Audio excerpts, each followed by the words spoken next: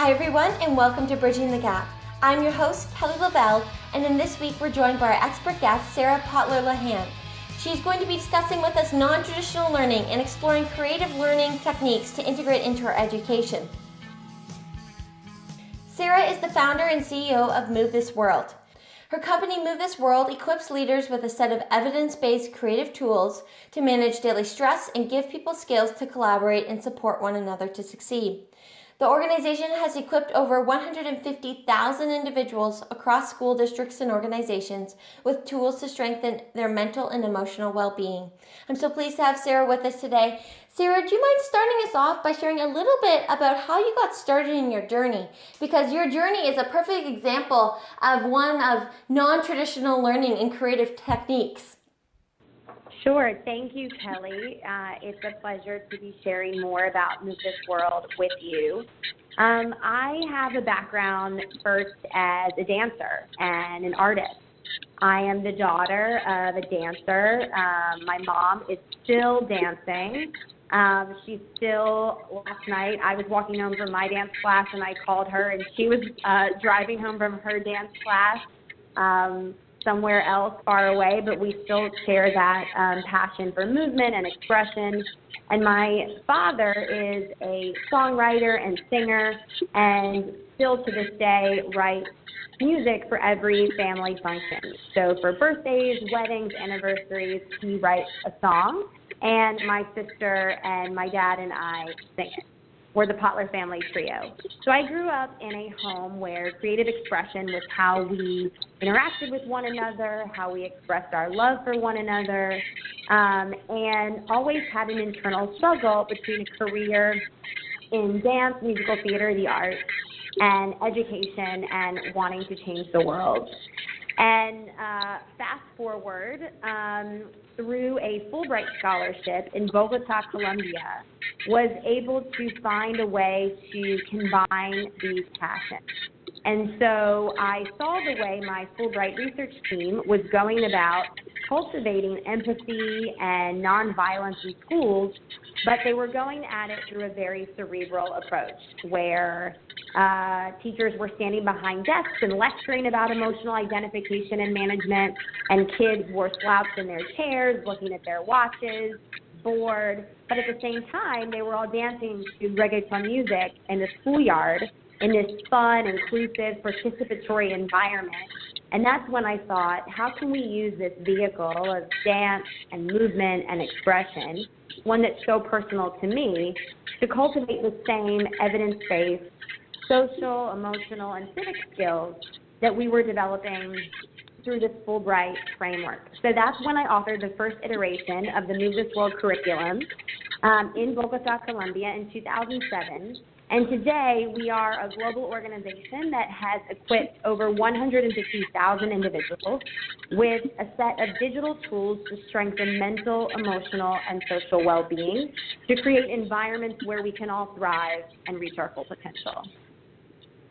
That is incredible, and I resonate with that with so much. I've actually been a competitive dancer for 13 years. I started at 3, so I share your love for dance. And I also found, though, that it's actually, I didn't know it at the time, but dance actually prepared me a lot for entrepreneurship and gave me a lot of transferable skills that weren't very obvious at first. For instance, I would start dance before 5 o'clock. I would get home from school and have half an hour to get all my homework done because I would be dancing till 10:30, 11 o'clock at night, and I wouldn't have time to do it. So it taught me how to kind of be organized and a work ethic that normally I think I probably wouldn't have adapted so quickly. Do you find that dance or that they provided you with skills that you apply now? Absolutely. And it's funny, the timeliness of this question. Last night I was actually at a dance class with one of my colleagues, and it's a pretty intense class, and the teacher is equal parts terrifying and revered. And we were laughing as we were leaving the class. What is it about the energy of this dance educator where, she commands the total reverence and like attention of the entire room. We're all terrified of her. No one's speaking when she's speaking. We don't move when she's demonstrating. But we also crave her feedback and her attention. And I think that one of the most important skills that dance has taught me is not only hard work, more specific than hard work, but humility, and that there's always room for development. There's always room for growth. You are never the best. You are never your top performing self. There's always further that you can go and further that you can reach, and never being satisfied or complacent with your current level of either performance or ability, and always reaching higher. I think that's an interesting thought, and one particularly, I think, in today's world is so prevalent or needed to have that perspective, because we're facing a time where young professionals are coming out of school, and oftentimes within 2 years the job that they had majored in has completely done a 360, and now sometimes their skills, they have to go back and get new skills, or enter into an industry that didn't even exist when they first started school. So being able to adapt and kind of stay, like you said, at kind of the top of your game, and understanding that all because you've achieved a certain level of kind of achievement within your industry or skill or sector, that things change so quickly that you always got to keep improving and learning and growing in some sense. Absolutely, and never being complacent. So, I mean, there's many points when I think organizationally for Move This World where it would have been much easier for me to say, okay, we've got this now. We're comfortable. We can do this. We're rocking and rolling. And every time I've reached that point, there's been further reflection that has pushed us to further refine how we achieve our goals. And looking at that, so when you had, because Move This World has, you've had an incredible impact so far, over 150,000 individuals. So can you walk me through a little bit further in terms of, so you from ideation to where you are now, what was kind of, in that journey, was there a specific kind of pivot point or moment that kind of, looking back, was kind of critical in your success? There have been multiple pivot points throughout the last almost 10 years that I personally have been dedicated to this work, and 6 years that we've been an organization delivering this work. And each of those moments has been the result of thoughtful reflection and feedback from our partners, and listening to them about how we can best cultivate emotional well-being in a way that's accessible. So when I first started, I had no intention of launching an organization. I have a background more from the programmatic lens, not necessarily as a CEO. And we began doing the work through direct service. So myself and then eventually others facilitating our curriculum directly with young people.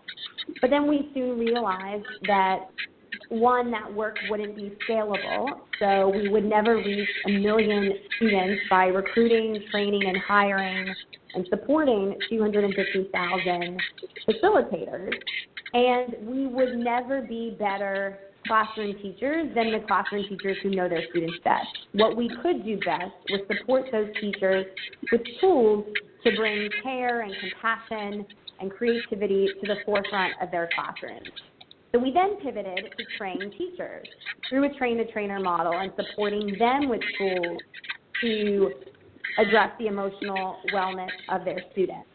And we heard from teachers, this is great, we are inspired, we are motivated, we understand the importance of culture building work, but now what? You leave the building and we don't have anything to implement with our students.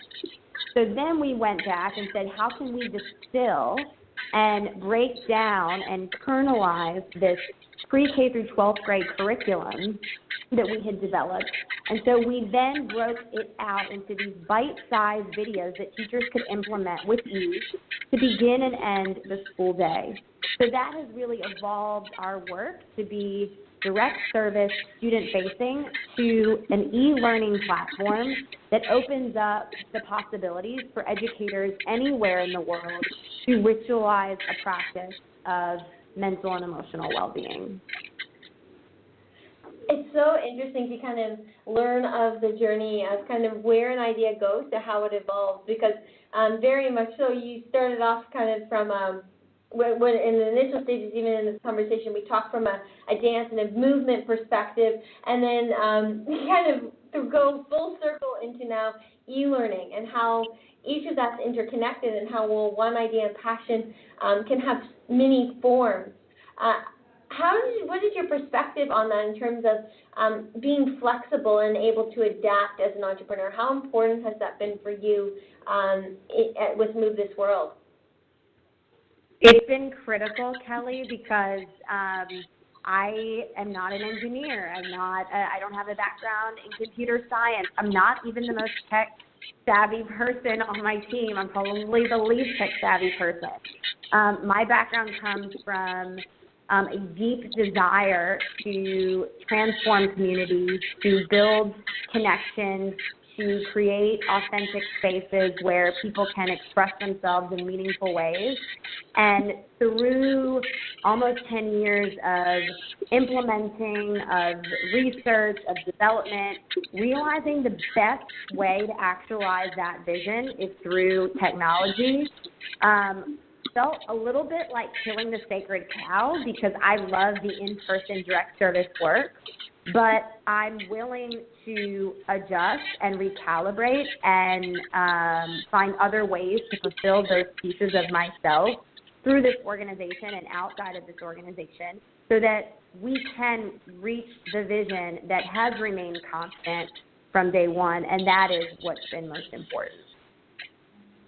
Yeah, I really like that in the sense that when our ideas evolve, as long as we stay true to that passion, understanding that technology isn't necessarily needs to be the solution. It can just be a medium, like you said. It's just a means to get to the innovation or to the end vision, not necessarily having to convert to making that your vision, so to speak. And I think if you keep that perspective, as an entrepreneur, you're able to withstand kind of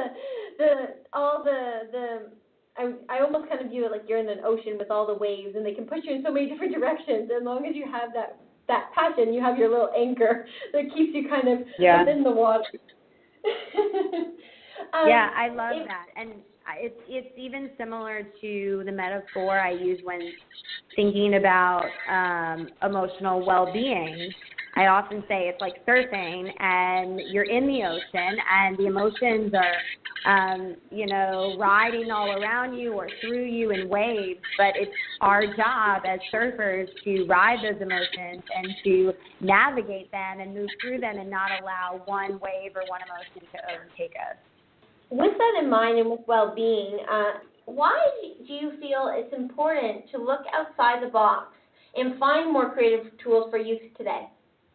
Well, first, it's important to recognize that we don't all learn the same way. So even if we look around us, the people in our lives, we know the people with whom it's more effective to communicate via text message or via email. We know that some of us are audio learners, some of us are visual learners. And so if we are helping youth learn in the same way, we're not opening up the possibilities for all kinds of learners to engage in new ways of thinking and operating. And so we know that we also need to use these other modalities to spark curiosity, to pique students' interest, that we're not all interested in the same subject. So if we can use different methods and subject areas to get students engaged, to get them excited to come to school, to collaborate with their fellow students, to want to raise their hand and express what they're thinking and feeling, then we are further along toward creating an environment where all kinds of learners can succeed. And for our listeners out there, Move This World does very much that. It equips leaders with a set of evidence-based, developmentally aligned, creative tools to ritualize and practice building social and emotional well-being. And Sara, in our pre-interview, explained some of the ways they do that through interactive learning, showing videos within the classroom and incorporating dance and other ways of fostering that well-being, which is, I think, in a lot of sense, a great example of some of these creative tools in which would apply to different learning sets. When we think about learning, right now, traditionally, if you go kind of to a textbook learning style, I think we're only going to be reaching about a quarter of the types of learners, because you have kinetic learners who will learn, like Sara and myself, probably from our dance backgrounds, of movement and activity, and we have visual learners who would probably benefit from the video versions and e-learning solutions, and then you have auditory learners as well who need that music and need to listen rather than read. So I definitely feel you're right in that sense that we need to start to consider the different colors of learners in our classrooms. In terms of youth getting access to these new and innovative learning solutions, do you feel that there's any barriers right now? Absolutely, and we are working every day to help break those barriers down or coexist and work alongside of them. So the first is that when we think about new and innovative learning, it often requires change, and we as a collective society are often resistant to change. Change is scary. There's fear involved. I don't know what's on the other side. And for adults who are working in schools, many of them may not have asked themselves the questions that we are asking teachers and students to ask themselves, like, how am I feeling, and where am I struggling, and what are my hopes and dreams, and what intentions and goals do I have, and what's getting in my way from realizing those dreams. And so if we have never asked ourselves those questions and we are uncomfortable asking them ourselves, there may be resistance to inviting these new questions and new ways of thinking for the students with whom we work. So one barrier is the change that is required and the act of being in an uncomfortable place and not knowing how to sit in that discomfort. And then the second barrier is the need for authentic ambassadors at every level, including the top.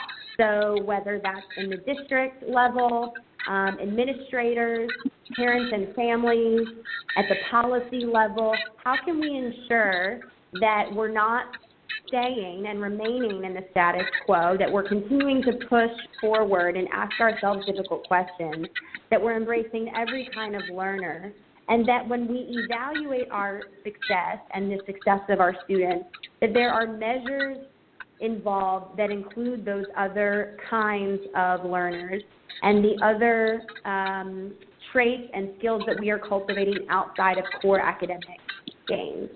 So the second is just the need for authentic ambassadors at every level. And building on that, do you have any examples of techniques that have helped you succeed in overcoming those barriers? Sure. So with regard to the authentic ambassadors, one thing that we have seen is the power of sharing our data and sharing our success. So when we are able to show someone who is resistant to this work the pre and post data that shows not just an increase in community level outcomes, but in individual behavior, through the part of educators and students, there's no denying the efficacy of the work. And so we allow the data to speak for itself. We share the research and the science that undermines and upholds the pedagogy and the way that we go about delivering these tools. And so sharing the data and the research has been very effective. And then the other piece with regard to allowing people to be comfortable with the uncomfortable, we often use elements of positive psychology. So, for example, in a school where there may be 40 adults in the building, there may be, 5 or so who are resistant, who are disengaged, who have questions about why this matters and why it's important. But what we really lean on is the laughter and the inspiration and the interest of the other, 35 adults in the school who are going to lead this groundswell of excitement and interest and help hold their more resistant peers accountable toward the more positive outcomes that we're working toward. I love that. Definitely inspiration is contagious, so the more that you can foster that internally and let that kind of exude outwards to your market or to your target audience can certainly help ease that adoption or encourage it. Are there any, with that in mind, for those individuals who may be the ones who aren't necessarily jumping on that bandwagon, so to speak, yet, and kind of embracing non-traditional learning, are there any like misconceptions that you come across about non-traditional learning, and is there a way that we can better tackle those? Well, I think for us specifically, this lack of awareness or recognition that our mental and emotional state influences our ability to receive and process information, to make strong decisions, this thought that, I'm teaching core subjects, I'm here to teach 5th grade math, that's what I'm doing, and I'm not here to also play these other roles as mental health professional and guidance counselor and social worker. So again, we are really going back to the data to show the effects of trauma on the brain and executive functioning, and going back to longitudinal studies that show the effects of regular social and emotional learning on both poverty alleviation and academic outcomes. So that's really where we have been seeing the most traction is relying heavily on the data. Do you find that in today's society, particularly, that things have evolved a little bit in the sense of when I'm looking back now and looking at my peers and young leaders that I know, mental health is definitely more of a prominent issue than, let's say, it was when my parents went to school. I feel that right now, in terms of self-esteem for young girls, for rates of depression and self-harm and suicide and things, our generation right now, I believe, has more experiences these things much earlier on and in a greater severity that might affect our learning or be more prominent in schools than may have been discussed perhaps a generation ago. Maybe still happens, but like you said, there's a little bit more of a straight boundary between school and personal and things like that. Do you find that it's more blended in today?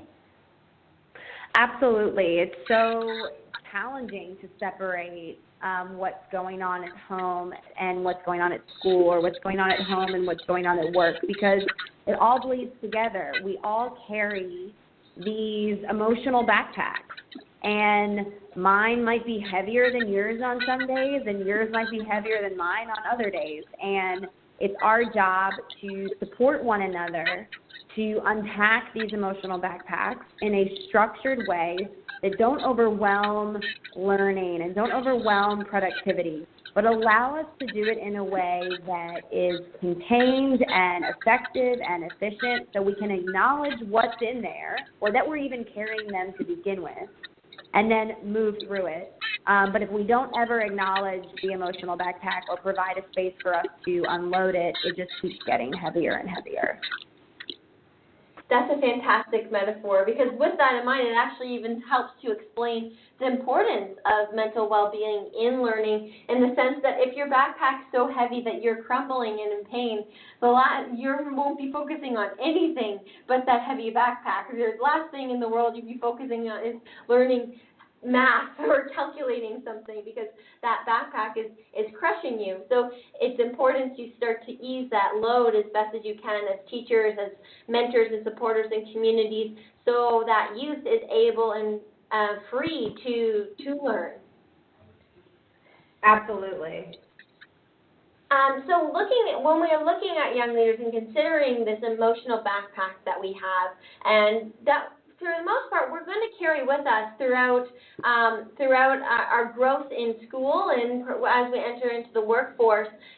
It seems to me that it's often more on the techniques we can learn to manage that emotional backpack rather than alleviate it altogether. I don't know about you, but I feel like none of it will go completely away. I think it's more about being wise in managing it and ensuring that you never get too heavy of a load on you at one time.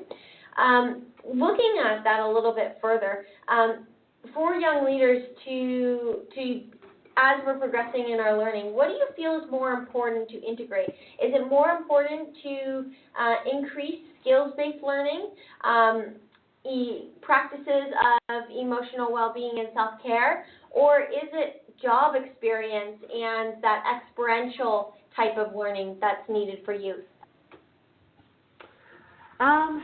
I would take a step back and really explore the nexus between the two and how they intersect. So, for example, a lot of these skills that we're looking to cultivate, so stress management, the ability to be fully present, active listening, identifying emotions, managing them, communicating in a healthy way, collaborating, these are all skills that are best cultivated through experiences, through struggles. If we are never faced with a challenge that we have to work through to learn mechanisms to cope and to manage, then we never have to flex those muscles. And so the opportunity to get that exercise mentally, to kind of flex the opportunity of checking in with ourselves and checking in with one another often happens when we are climbing those mountains, when we're faced with those challenges. And so, yes, we can work to cultivate them through tools like Move This World, through meditation.